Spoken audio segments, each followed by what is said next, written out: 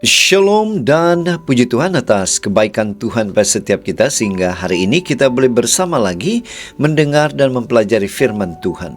Tajuk renungan kita hari ini ialah mengisi hati nurani. Firman Tuhan dalam Filipi 4 ayat 8 mengatakan, "Akhirnya saudara-saudara, semua yang benar, semua yang mulia, semua yang adil, semua yang suci, semua yang manis, semua yang sedap didengar, semua yang disebut kebajikan dan patut dipuji, fikirkanlah semuanya itu." Sahabat yang dikasihi, bacaan hari ini kita boleh baca dalam Filipi 4 ayat 2 hingga 9. Dalam bahagian ini, Rasul Paulus menasihati jemaat supaya hidup dalam kesatuan, bersukacita dalam Tuhan, tidak dikuasai kebimbangan, tekun berdoa dan memenuhi fikiran dengan perkara-perkara yang benar, mulia, adil, suci dan terpuji. Paulus mengajar bahwa kehidupan rohani yang sihat bermula daripada apa yang kita pilih untuk memenuhi fikiran dan hati kita setiap hari. Dan bacaan Alkitab setahun kita menyambung lagi dalam buku Ayub pasal yang ke-32 sehingga 34. Ilustrasi. Seorang petani tidak dapat menghalang burung daripada terbang di atas ladangnya, tetapi dia boleh menghalang burung itu daripada membuat sarang di ladangnya.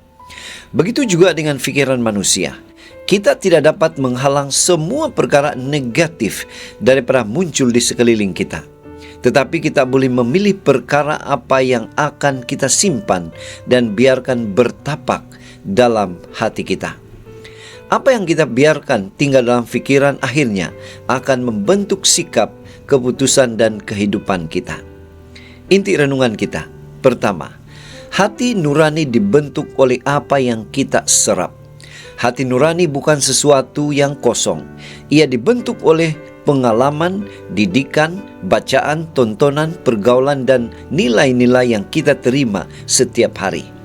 Jika seseorang sentiasa terdedah kepada kemarahan, kebencian, dan kekasaran, perkara itu akan mempengaruhi cara kita berfikir dan bertindak. Sebaliknya, jika kita mengisi hidup kita dengan firman Tuhan, kasih, kebenaran, dan kebaikan, nilai-nilai itu akan membentuk pribadi kita. Kedua, Tuhan memanggil kita mengawal isi fikiran. Paulus tidak berkata supaya kita memikirkan semua perkara yang ada di dunia ini. Sebaliknya, beliau mengajar supaya kita memilih perkara yang benar, mulia, adil, suci, dan terpuji. Apa yang kita fikirkan berulang kali akhirnya menjadi kepercayaan.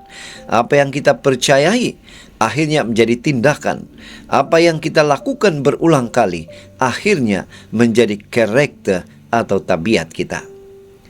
Poin ketiga, apa yang mengisi hati akan mengarahkan hidup. Hati nurani yang dipenuhi dengan firman Tuhan akan membimbing seseorang membuat keputusan yang benar walaupun tiada orang yang melihat. Apabila hati dipenuhi dengan kasih Kristus, hidup akan menghasilkan buah roh. Apabila hati dipenuhi dengan perkara duniawi dan dosa, hidup juga akan mencerminkan perkara tersebut. Oleh itu, jagalah apa yang kita baca, dengar, tonton, dan fikirkan, karena semua itu sedang membentuk hati nurani kita. Sahabat yang dikasihi, dari renungan ini kita boleh menyimpulkan, kehidupan yang benar bermula dengan fikiran yang benar. Apa yang kita izinkan masuk ke dalam hati akan menjadi makanan bagi jiwa dan akhirnya membentuk karakter kita. Marilah kita memenuhi fikiran dengan firman Tuhan dan perkara-perkara yang berkenan kepadanya, supaya hati nurani kita dibentuk menurut kehendak-Nya. Doa kita hari ini, Tuhan di sorga, tolong kami untuk memenuhi fikiran dan hati kami dengan perkara yang benar, suci, dan berkenan kepadamu.